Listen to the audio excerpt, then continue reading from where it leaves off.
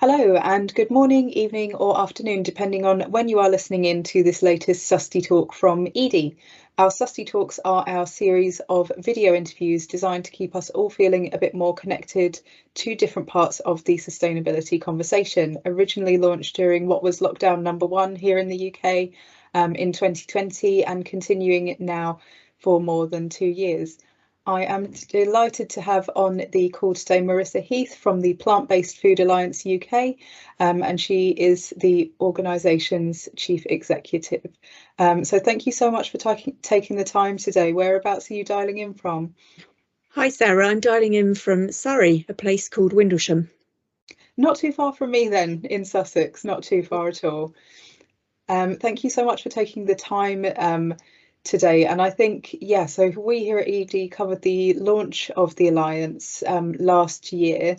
But for those that aren't aware, it might be good to get an introduction to the Alliance and to yourself as well, in terms of what motivated you to take up that role.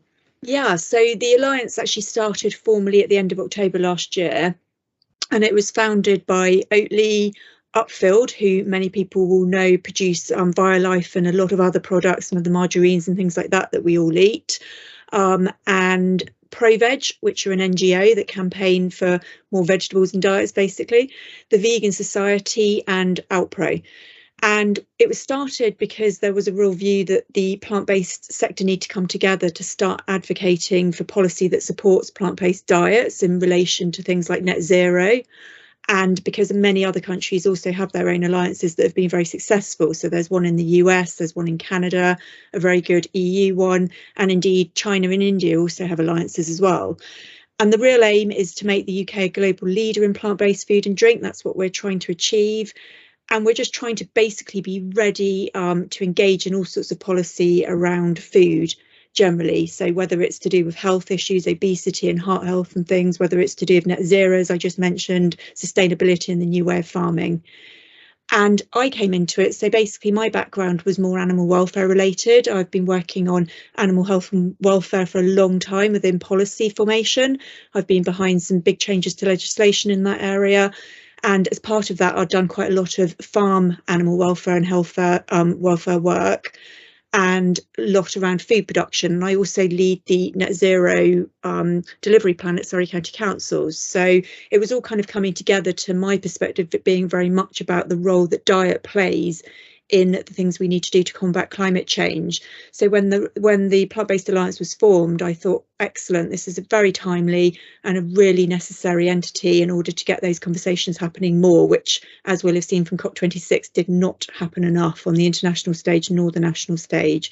So I've taken on the CEO role of the Alliance, and we're basically just at the stage where we're starting to drive policy, seeking to drive membership and just gaining our voice. Fantastic. And yeah, I did have a little look at your LinkedIn and see that you're up to so much work in animal welfare, sustainability, net zero. So a really exciting time to be getting involved in that, as you mentioned. And you mentioned that this has now been going for almost half a year. Yeah, so I wanted to get a view on what's been going on with policy engagement to date. So what are the key focus areas? Are there any specific policies here in the UK that you're going to be campaigning for change within this year? So there are indeed. Now, the UK has a really thriving plant-based food and drink industry. The scene, basically, there's a lot of people who've turned to these diets. We've got 1/3 of the population as flexitarians now using and buying the products that the plant-based sector are producing. But the government policy has not really sort of shaped that. It's sort of evolved by itself. And in order to take it further forward, we've got to start getting that government policy to help us with the driving of it. And there's two pieces of key work. About a year to 2 years ago, the government commissioned a gentleman called Henry Dimbleby, who was the founder of Liam Restaurant, to go away and write a food strategy. And he did that piece of work, and it was an excellent strategy in which it featured quite a few points about plant-based food. It spoke about the environmental issues of the current way that we produce food, the health impacts, things like food poverty, food security, all of these really crucial things. and the government is due to respond to that food strategy. In fact, they were due to respond to it in March, but they've postponed it till May, and who knows, it may get postponed a bit more with everything else that's going on. But they're going to put a white paper out which basically outlines what they are going to do around food going forward in the country. And clearly we want plant-based to have a strong role in that, because we think that we solve many problems around food. So that's our main focus at the moment, to try and sort of encourage that thinking. And if it doesn't come forward in the white paper, to then really engage in the consultation processes that will follow the white paper, to try and get our voice heard, to get our sector featured in the way that the government are going to form the strategy to produce food in this country. So that's one clear area of work. The other one is actually focusing further up north. We're going into Scotland, because Scotland are doing their own piece of work on this called the Good Food Nation Bill. And likewise, they're looking at the future of how they produce food up there. They've got an overarching bill which is quite loose in the way it's sort of been built. It's very short and concise, but as part of that bill, it agrees that the government then have to go away and do a proper plan within 12 months for how they're going to focus on food. And all of these things include, what are you going to do about funding? Are you going to encourage innovation and research into different kinds of foods? How are you going to move the farming sector to support those industries? What are you going to do about novel food processes? All of those sort of big questions are within them. So those are the two big pieces of work. Underneath that, there's lots of conversations happening about things like eco-labelling, which I think would really empower the consumer and the public to make choices about the food they're buying. And as I just spoke about at the minute, plant-based food and drink is already thriving in this country. The consumers are making choices around it, but I think something like eco-labelling would help them make even more choices and would drive it further forward. So there's that. And then we've got sort of underlying things which are sort of general work, which is, how do we get plant-based drinks into the government schemes such as the nursery milk scheme? How do we get more plant-based food in public procurement in hospitals? It seems crazy to us that people are in hospital with medical health problems and being served processed red meat, for example, when they should be getting healthy plant-based foods. So those are really the areas we're focusing on at the moment. Thanks for that overview. And yeah, I've just looked up our coverage of the food strategy to look at that. So essentially on plant-based diets, the headline recommendation is that people in the UK should reduce their red meat and dairy consumption by 1/3 this decade, which is a greater decrease than has been recommended by the Climate Change Committee. But even they are saying that on a per capita basis for net zero, as you mentioned, a decrease of 20% this decade would be needed. So I just wanted to add that context on how this does tie into climate. And don't forget, on the international stage, you've had the latest IPCC report, and the UN this week, another report from there saying plant-based diets are a crucial answer to tackling climate change. It really is being endorsed in every area now that we need to reduce our meat and dairy consumption.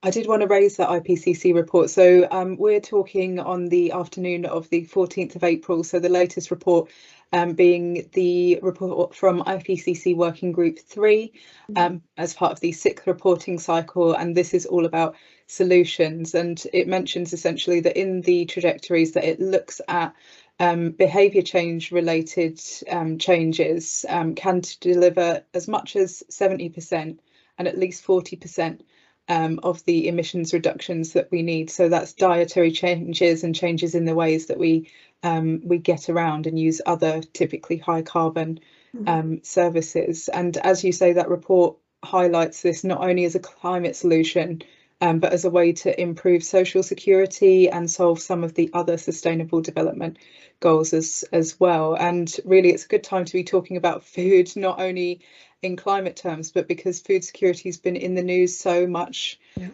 lately, with what's going on in Ukraine, disrupting supply chains for things like sunflower oil and grains, and with the pandemic having already disrupted other supply chains. So I wanted to get your view on how plant-based diets can contribute to improving food security and social outcomes as well as environmental outcomes.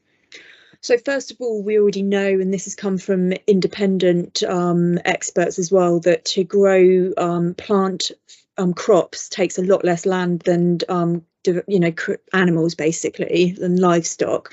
So you can grow a lot more plants on the land we've got. Now we've got these ambitions to rewild, to plant more trees at the same time. So we need to create space to be able to do that, but then use our space even better to create more food. So for example, when we look at Ukraine with the problem with wheat, because obviously Ukraine produces so much wheat, which they export.